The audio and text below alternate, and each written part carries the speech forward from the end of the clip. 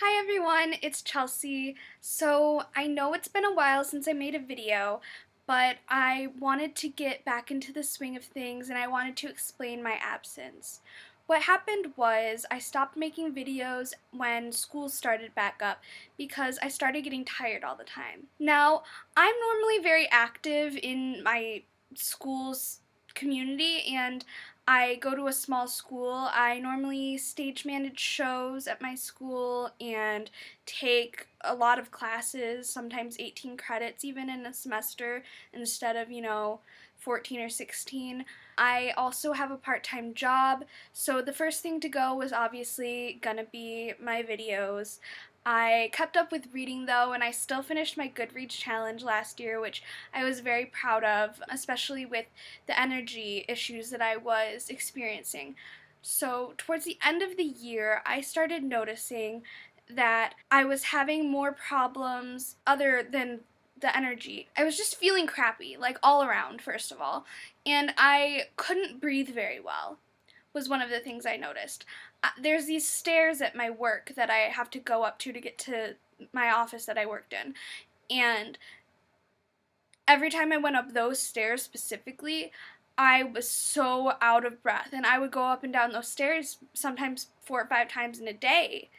So this was a huge problem. Because I started experiencing these breathing problems, I thought that my asthma was just acting up and that it was because of the weather. So I went to my doctor and she prescribed me a steroid inhaler and I started using that and I noticed a difference, but it wasn't much. It finally got to the point where I was getting even sicker. I was just coughing all the time. It was like I would have a head cold. I would be so tired. I finally stopped working during the very last couple weeks. I would take off a lot more work than I normally would. Luckily, I worked in an IT department on my school's campus, and they're all very understanding over there.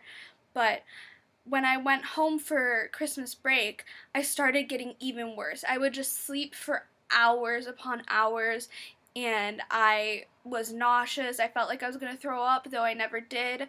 I had a headache. Everything was just like falling apart. And so I thought that perhaps it could have been mono. So we went to my doctor and she prescribed me some antibiotics and prednisone and I was on that, and then I started like getting puffy too, and it just got worse. That's all that happened, was it got worse. And I would just lay in bed all day and sleep. I couldn't even read. I got to the point where I was only listening to audiobooks, and it was just terrible. So, got through the holidays, and then the day after Christmas, my neck puffed up on this side.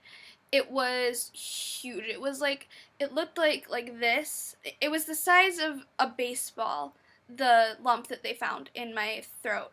I went through multiple ultrasounds and I did a CAT scan, which was horrible because they did it with contrast. And if you don't know what that means, basically, contrast is like this liquid that they inject into you, and it makes you feel like you pee yourself. You don't though, but it's horrible and it does not feel good. And they just didn't warn me about like what they were gonna do. So I also wasn't expecting. It was my first time ever getting like an IV thing that they put in you and then they connect to an IV. The CAT scan was really bad for me. After that, they found something in my throat, so I did more ultrasounds. They couldn't tell what it was, but they finally could tell from the CAT scan that whatever it was pressing on my trachea and I couldn't breathe.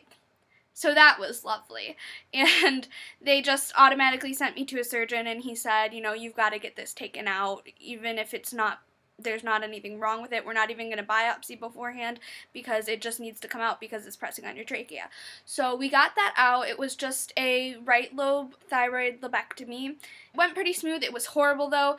They actually, they couldn't put me under, first off. Like right off the bat, they had to spray my throat and stuff and stick this tube down there so that I could breathe during the surgery because they were worried that I wouldn't be able to because the lump was pressing on my trachea so hard. I freaked out, and it was horrible. After that, we waited pretty much. We waited for about a week. I think it was the Wednesday after that they finally called back, and they told me that they were going to, look and see what was up with the cyst or whatever that they had found. And then I waited and waited and waited, and they didn't call back until the Wednesday after. And this surgery was done, I believe, on like a Tuesday the week before. Like, it was about a week before they finally called back. So of course I was getting more and more worried as the time goes on. And then the surgeon called, actually, like, the surgeon himself called me, and I was in the bathroom. So I didn't pick up. And he left a message basically just saying, hey, so we've got the results back from looking at the cyst, and I'm gonna try and call your mother. And so, like, right away I was like, okay, something is wrong. I knew. Luckily, my mom didn't pick up, because if she had, she probably would have freaked hearing what he had to say from him instead of from me. But I got a hold of him, and first of all, he told me, he was like, so don't freak out. I was like, okay, so this is bad. And he tells me that I have thyroid cancer. And he says automatically, now don't worry, this is the good cancer. And I'm like, there is no good cancer, first of all. Like, of course I'm gonna freak out when you say it's cancer, no matter what kind of cancer it is. And I went on to find out as time went on throughout this whole process that this is not the good cancer. There is no good cancer. Yes, it may be easier to deal with than some other cancers, but it's not good. Anyways, rant over about that because it still annoys me. I still get it all the time. After that, I called my mom and I told her, and I just called her and was like, so I have cancer. And she was like, pretty much I called all the close people in my family to tell them, and like their first response was, are you kidding me? Like it's kind of a sense of shock, no matter like the first time you hear it. Like, you can't even believe that it's actually really happening. Like, what? And I felt the same way about it, really. It was hard to really process it.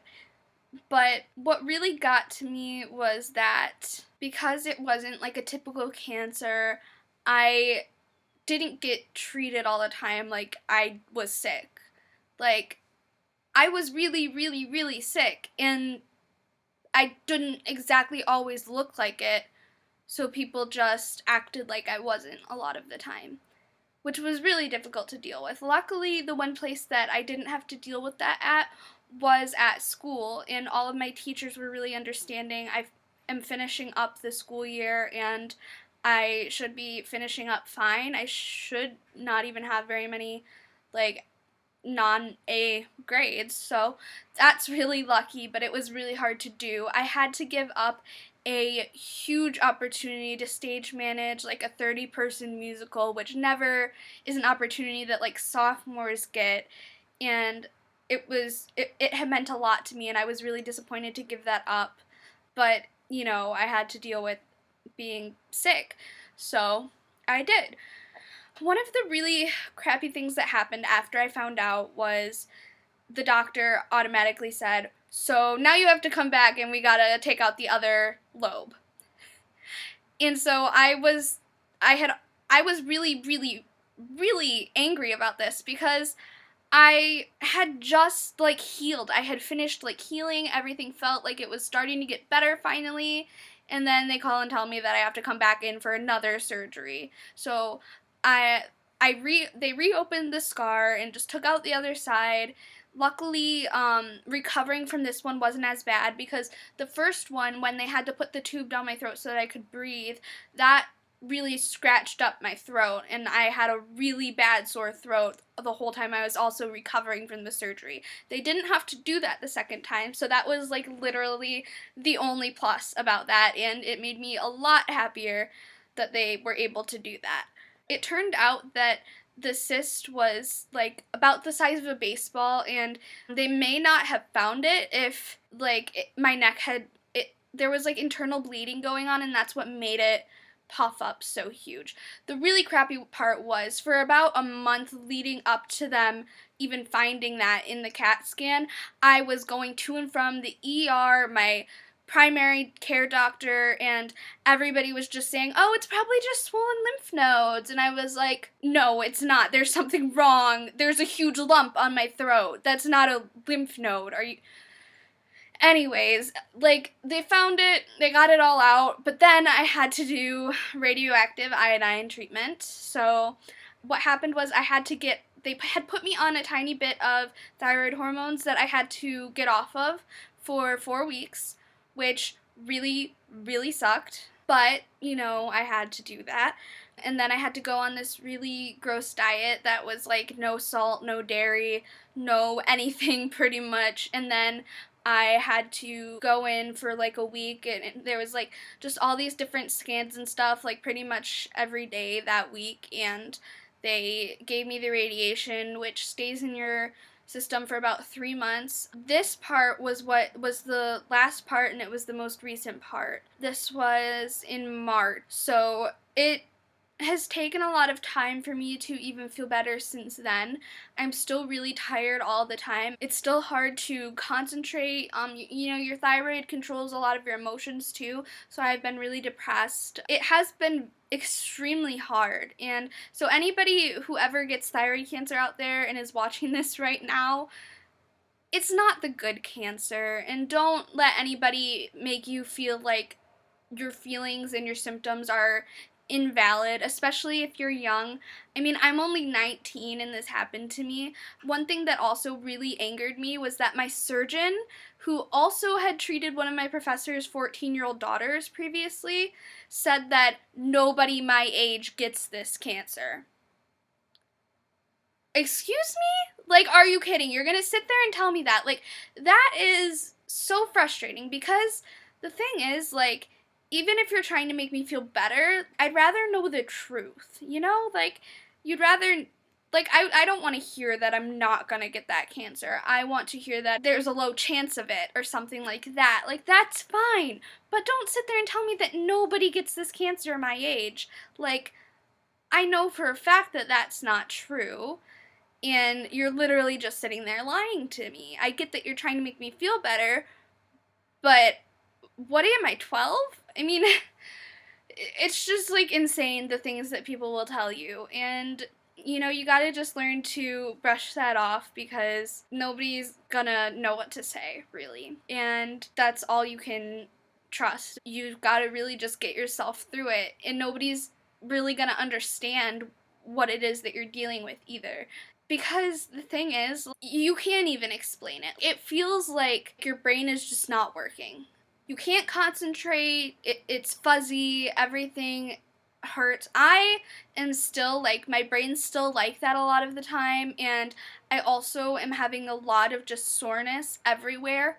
And what really frustrates me about that is I think, being as young as I am, that I'm just, it's all in my head or something, but I know that it's not. I know that I'm feeling this. But that's how the doctors can make you feel sometimes, and that's really, really frustrating, and that shouldn't be what they're there to do. They also didn't really tell me the risks of the radiation, which made me very angry. I would have still gone ahead and done the radiation, but it's nice to know, if that makes sense. The other thing is that I would call with worries about things, and literally one time I had a nurse just say to me, "Oh, well, I don't normally deal with people your age having this cancer, so I don't know." And that's like all they would do for me, was just tell me that they didn't know, because nobody my age gets this cancer. And I'm like, okay, again, not true. Maybe you haven't had somebody my age have this cancer at your hospital, but you have to learn then. It was just really, I did not have a pleasant experience with any of it. The worst part is, like, some days you feel better, and then people see you like that, and they're like, "Oh, well, you must be feeling better now then." And I'm like, okay, one day, sure. I feel great today.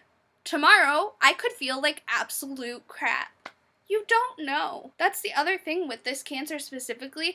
It varies and fluctuates so much because it's hormones in your body that are working and spiking up and going down.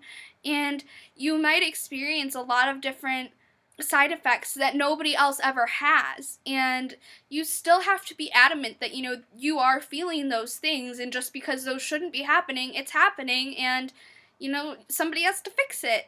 You gotta understand that and not think that you are making it up or it's just all in your head or anything like that.